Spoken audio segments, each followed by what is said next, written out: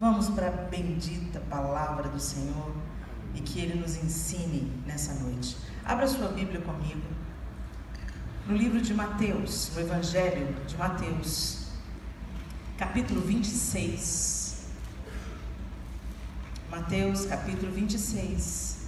E nós vamos ler o texto a partir do verso 31 até o verso 56. Então nós vamos ter uma leitura extensa. Eu gostaria que você ficasse atento, formando a nossa mentalidade e gerando em nós novas escolhas e novas atitudes. Em nome de Jesus, Pai, nós não queremos ser apenas ouvintes, mas praticantes da Tua palavra. Amém. Entenda o contexto que esses discípulos estavam vivendo. Eles esperavam o Messias. E eles esperavam o Messias como eles esperavam Moisés, quando o povo era cativo no Egito. Eles esperavam o Messias que viesse tirá-los do domínio romano. Eles imaginavam um rei que iria subir trono, governar sobre eles, mas eles imaginavam isso no plano terreno. Eles não entendiam que o Messias de Deus viria não apenas para exaltar Israel, mas para resgatar toda a humanidade. Então, pense agora como um hebreu, como um judeu. Eles aguardavam o Messias no molde, no modelo de Moisés. Um libertador, um homem libertador. Moisés, Deus levantou Moisés foi até o povo e libertou o povo do domínio de Faraó. E a expectativa do povo de Israel é que o novo Messias se levantasse para arrancar Israel debaixo do império romano, que àquelas alturas tomava conta de todo o mundo. E vem Jesus. Para os 12 discípulos, para aqueles que andavam junto de Jesus, eles não tinham dúvidas de que ele era o Messias de Deus. O próprio Pedro diz: Tu és o Cristo, Filho do Deus vivo. Eles viram evidências, as manifestações sobrenaturais. Eles sabiam que ele era o Messias esperado.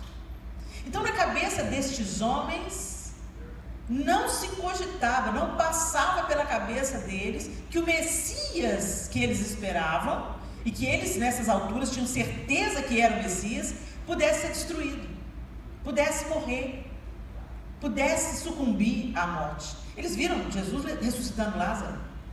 Então, como que o Messias iria morrer? Por isso, quando Jesus falava que ele morreria, que ele ia ser julgado, que ele ia ressuscitar no terceiro dia, a ficha não caía, não fazia sentido para eles. Nesse contexto, nós entramos nesse texto. Eles tinham acabado de sair da ceia, a última ceia, onde Jesus deixa claro que o corpo dele ia ser partido, que o sangue dele ia ser derramado. E a impressão que eu tenho, gente, é que eles estavam tão envolvidos com o projeto de poder terreno, que isso não entrava neles. Jesus falava, entrava por aqui e saía por aqui. E eles estavam totalmente tomados por suas emoções. Eles estavam totalmente sendo conduzidos pela paixão nacionalista, pelo desejo de ver Israel exaltado novamente como um povo. O Messias queria exaltar Israel diante de todo o mundo e esfregar a cara do Império Romano na poeira. Era isso que eles esperavam, era essa a expectativa dos discípulos de Jesus.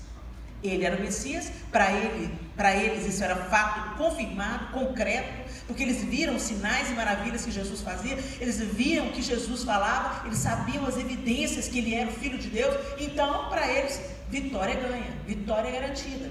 Não cabia um discurso de morte numa hora dessa.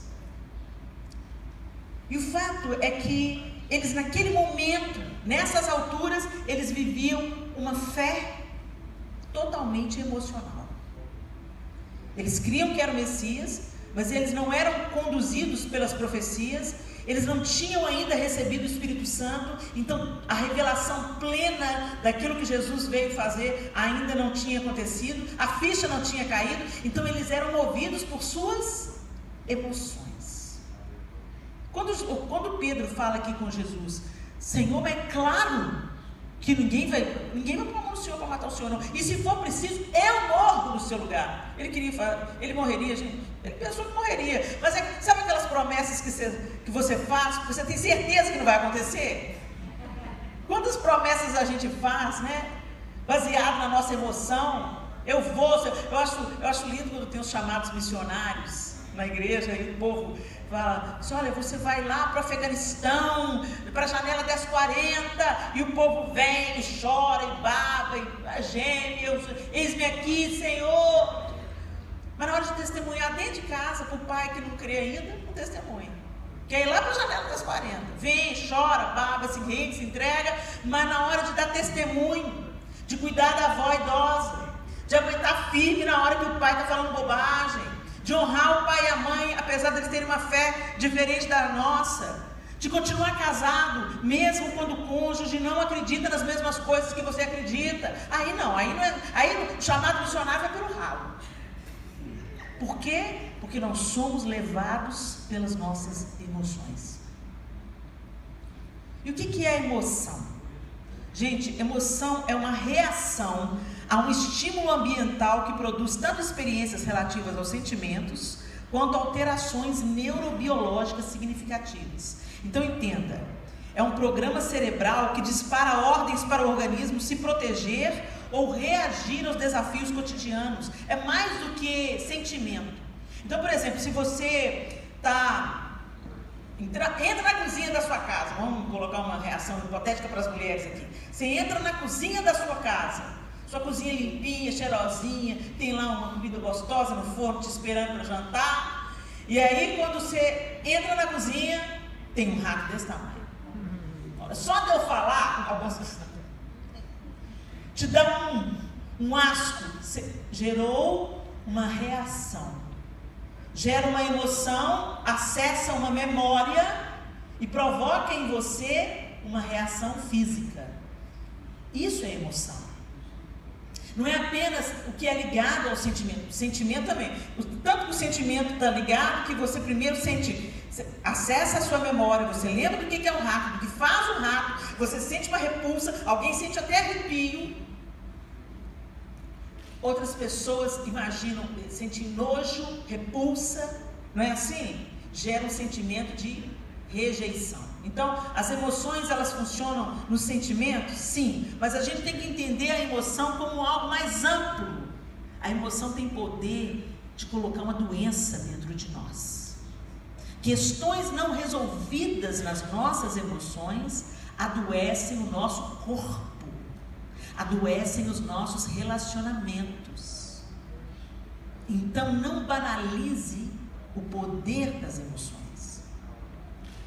Às vezes você tem uma revolta dentro de você, você acessa uma memória, alguém te fez mal lá no passado, só de pensar no rosto dessa pessoa, você sente asco e às vezes reage fisicamente.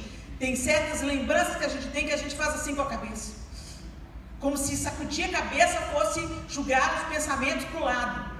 A gente não quer pensar naquela pessoa, a gente não quer lembrar daquela situação, uma situação de falta, uma situação de humilhação, e você fala assim, não, eu já perdoei. Será que já perdoou? Será que você está sarado? Ou será que você é governado pelas suas emoções e nem se dá conta disso? Elas têm ditado até o que você põe no prato. Vocês já ouviram falar do que a gente come por emoção? A gente come, se a gente está chateado, a gente come. Se a gente está alegre, a gente come. Se a gente passou raiva, come. Eu não sei você, mas eu sou assim. Então, cada dia eu estou pedindo, Senhor, cura as minhas emoções. Porque eu estou sentindo que eu estou buscando alívio na fonte errada. Porque a comida alivia. Se você come um prato saboroso, doce, né? O açúcar tem um poder anestesiante na gente. Então traz alívio. É tão evidente isso quando a mulher está com TPM, a gente fica desesperada por um chocolate, pelo amor de Deus. Né? Tem os maridos que jogam chocolate para debaixo da porta antes de entrar dentro de casa. Para ver se acalma a fera. A mulher fica tão transtornada pela TPM. Ai, meu Deus do céu, deixa eu jogar um chocolatinho. Tem marido que é tão inteligente que já programa, já sabe mais ou menos o período, já chega com uma caixa de chocolate uma semana antes. Já vai abastecer de chocolate. Então, gente, não subestime as emoções. Todos nós somos suscetíveis a elas. É um programa cerebral bom. Foi Deus que colocou. Então as emoções em si, elas não são ruins. Deus colocou para a gente se proteger, para a gente reagir, para a gente lutar, para a gente sonhar, para a gente correr atrás, para a gente permanecer. Mas se formos controlados apenas ou primordialmente pelas emoções, nós vamos viver uma fé superficial. A palavra deriva do termo latino emovere, onde o significa fora e movere significa movimento. Movimento de fora. Então a gente vai levando a vida de acordo com aquilo que está se movimentando de fora. Se as circunstâncias estão boas, favoráveis, estamos bem em paz. Se o emprego falta, se a questão do relacionamento não resolve, se o filho desvia do caminho do Senhor, aí vem a angústia, a preocupação, o medo e as emoções sublimam, abafam, apagam o espírito. E por que, Helena, que você está falando dos discípulos? Porque eles estão num momento totalmente emocional, numa fé ainda infantil, ainda ali presos às condições terrenas, ainda movidos pelas seduções de poder, ainda seduzidos por aquele desejo de ver Roma caindo, um governo sanguinário, injusto, abusivo que estava sobre eles. Eles estavam ainda nesse plano, mas a gente está aqui só de passagem e com outro propósito. Jesus veio para algo muito maior, mas naquele momento eles ainda não tinham conseguido mensurar. Então Jesus estava se despedindo, dando instruções ali naquele último jantar. Ele falou sobre o que deve nos mover, que nós devemos servir e não querer ser servidos. Jesus lava os pés aos seus discípulos. Jesus aponta profeticamente aquele que haveria de trair, e Jesus leva esses discípulos mais chegados para estar naquele momento com ele no Getsêmani, um momento de angústia, um momento que Jesus estava reagindo às emoções. Ali a gente vê claramente a briga das emoções de Jesus com o Espírito que governava Jesus. Ele fala: Senhor, se for possível, passa de mim esse cálice. Mas aí o Espírito diz: mas seja feita a tua vontade, não a minha. Jesus era um homem, tinha cérebro, tinha emoções, graças a Deus. A evidência, ele vê, ele se encontra com Marta, com Maria, e a constatação, ele já sabia que ressuscitaria Lázaro, mas ele chora. Jesus chorou. Então as emoções são legítimas, gente. São legítimas, mas não podem nos governar. A gente fala: venha a nós o teu reino, que ele reine sobre nós. Tem momentos na nossa vida, gente, que se a gente der ouvido para a nossa emoção, a gente vai para o fundo do buraco, literalmente. Não gosto mais desse casamento, não gosto mais de fulano. Helena, não sinto mais nada, não estou sentindo nada. Tem essa piadinha do pintinho fumando maconha? Não, deixa pra lá, não é hora de contar a piadinha do pintinho fumando maconha. Mas o fato é que não gosto mais, não amo mais, essa frase, eu não amo mais fulano. O amor acabou. O amor jamais acaba. O desejo pode ser, o interesse, a interessância do outro pode acabar. Mas o amor é a firme decisão e compromisso de tratar o outro da maneira que você quer ser tratado. Então, o amor não depende de como o outro te trata, não depende do que o outro faz com você. É possível eu amar uma pessoa, eu responder com amor a uma pessoa que me odeia. Humanamente, isso é ridículo. Mas nós não vivemos sob o governo humano. Nós vivemos sob o governo do Rei. Amém. Aleluia. Estende a mão para aquele ladrão e diz: ainda hoje estarás comigo no paraíso. Então, Jesus prova que é possível você estender amor. Quando Judas veio beijar, ele falou: aqui vens, amigo. Até o último momento, Jesus chamou Judas de amigo. E Jesus não estava sendo irônico. Jesus estava dizendo: olha, eu sei o que você está fazendo, mas no que depender de mim, eu vou te amar até o fim. Amém. Então o amor não é uma coisa, mas a gente pensa que o amor é só uma emoção. Pode começar com uma emoção, pode começar com um interesse, mas o amor não se sustenta com emoção e interesse. A beleza passa, o dinheiro acaba, o desemprego chega, mas o amor permanece. Esse deveria ser a evidência do caráter de Cristo sendo forjado em nós.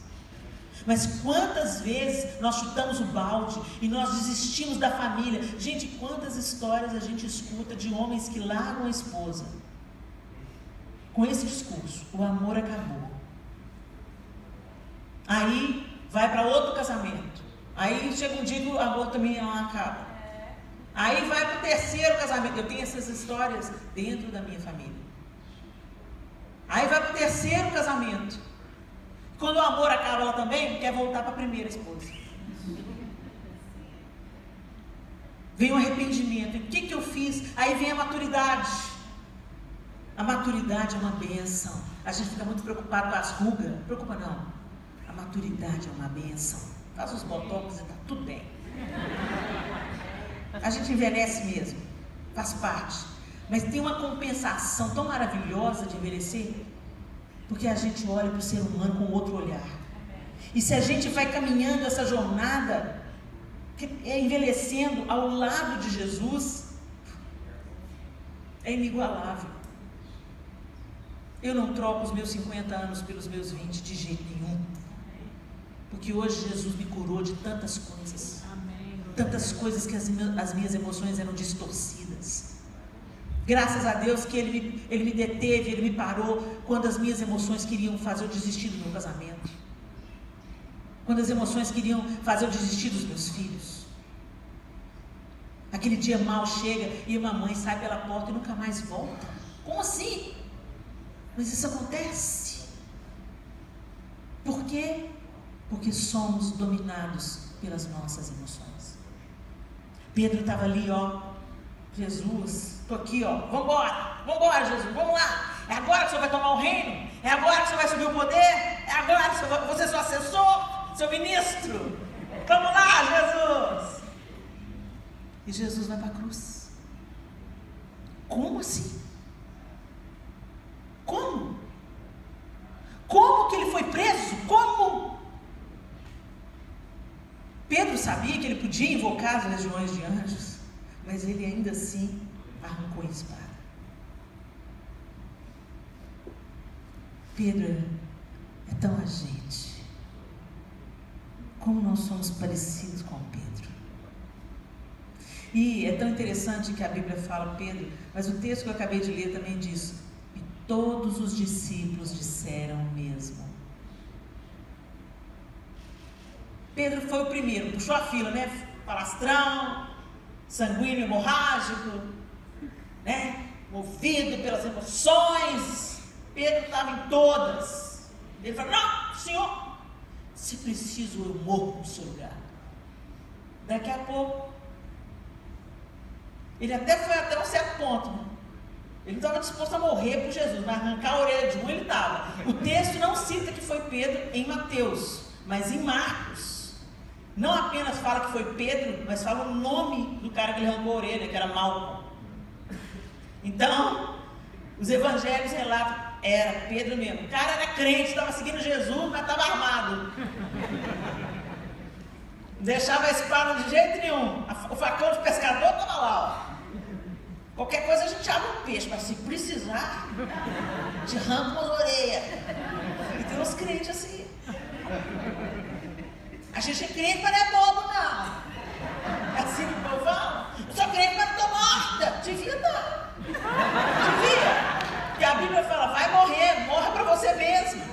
Negue-se a si mesmo. Quem quiser vir após mim, negue-se a si mesmo. Em outras palavras, morra para você, morra para o seu desejo. Não seja governado por aquilo que você quer. Não seja governado pelas suas emoções. Porque quando estiver tudo bem, você vai adorar Jesus. Quando estiver tudo mal, você vai arrancar facas e arrancar orelhas. Você vai terminar relacionamentos. E você vai arrastar um defunto emocional na sua vida. Tem gente que não rompe. Deus tem planos, Deus tem sonhos, mas a pessoa não avança porque está presa no passado. Você não sabe o que me fizeram, Helena. Eu não sei o que te fizeram, mas eu sei o que Jesus fez por você. Amém. E eu sei que isso é suficiente para te libertar do cativeiro emocional que você está. Eu fui molestada sexualmente dos meus 2 anos de idade aos meus 11 anos de idade, por alguém muito próximo da família. E isso aconteceu sucessivamente. E eu me sentia lixo. Eu achava que eu não era digna de me casar. Os abusos começaram quando eu tinha em torno entre 2 e 3 anos de idade. Eu era praticamente um bebê. Mas eu me sentia culpada. Eu me sentia suja, eu me sentia indigna, eu me sentia um lixo. E entre me sentir um lixo, outro sentimento que eu tinha é onde Deus estava, porque que Deus me protegeu. Deus sem filhos preferidos. Eu cresci com uma raiva. Eu batia em todo mundo. Mexia comigo, eu virava a mão. Aí eu descobri que eu cantava. Eu comecei a usar a minha voz para atrair as pessoas, para me sentir amada, para me sentir digna. Quando alguém me elogiava, eu duvidava.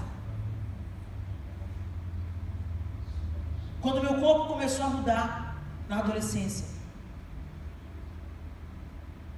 eu comecei a viver uma crise. Até para tomar banho, eu tinha uma dificuldade de tocar no meu próprio corpo. O João foi o meu único namorado. E ele sabe, no início do casamento, a dificuldade que ele enfrentou. Eu era uma pessoa totalmente deformada por causa das minhas emoções doentes. E mesmo inconscientemente, eu era conduzida por minhas emoções doentes. Então, todos os relacionamentos que eu estabelecia, a menina abusada estava por trás, dizendo para mim: você não é digna, você é suja. Eles aqui não sabem isso a seu respeito. Você não vale nada.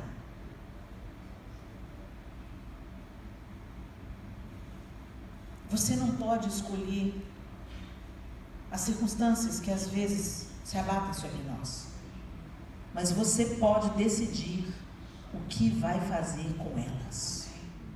E Satanás, como é especialista em colocar os dedos na ferida, quando eu gostava muito de um rapaz, às vezes vem aquelas apaixonites da adolescência, e ele falava, eu fui adolescente nos anos 80, então imagina, nos anos 80, beleza era ser bronzeada, e eu muito branca. Os caras falavam assim: Helena, aí os caras que eu gostava, que eu estava apaixonado, chegavam assim: vai tomar um solzinho?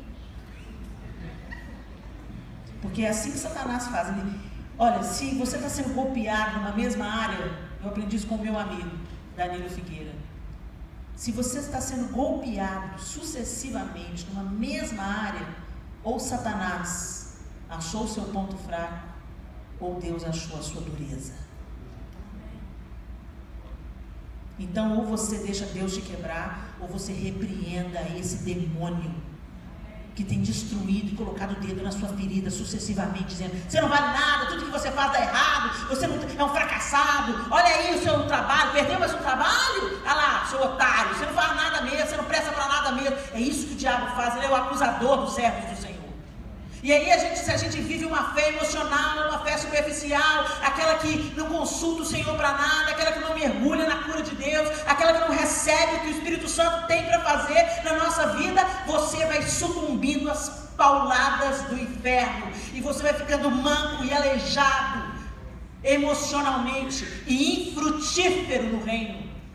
Porque toda pessoa que é oprimida por Satanás, ela fica amarrada, travada, insatisfeita, invejosa. Era assim que eu era. Eu tinha inveja de todo mundo, porque eu não conseguia ser quem Deus queria que eu fosse. Então o mundo do outro era melhor, a roupa da outra era melhor, o cabelo da outra era melhor, a voz da outra era melhor, de todo mundo era melhor que eu. Mentira do diabo. O outro é uma bênção, a outra tem uma voz linda, mas eu tenho um valor e um propósito no reino. Eu sou única, meu DNA é único, minha identidade é única, e Deus tem um propósito para mim e para você.